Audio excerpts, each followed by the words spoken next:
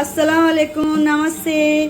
ఇవాళ మా ఫ్రెండ్ వాళ్ళ ఇంట్లోనేనండి, విజయ్ గారు వాళ్ళ ఇంట్లో పొటాటో శాండ్విచ్ చేస్తున్నారు. దానికి కావాల్సిన ఇంగ్రీడియంట్స్: ఫస్ట్ బ్రెడ్ పెట్టారు, బ్రెడ్ మీద మయోనీస్ వేశారు.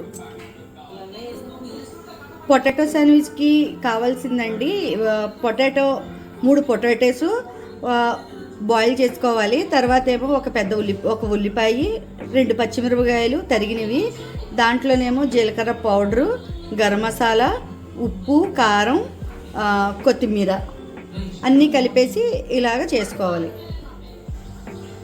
నిమ్మకాయ కూడా వేసుకోవాలండి దీంట్లోనే. బ్రెడ్ స్లైస్ల మీద ఈ పొటాటో మనం చేసుకున్నాం కదా, బాయిల్ చేసింది అదంతా దాని మీద అలాగ స్ప్రెడ్ చేసేసుకోవాలి.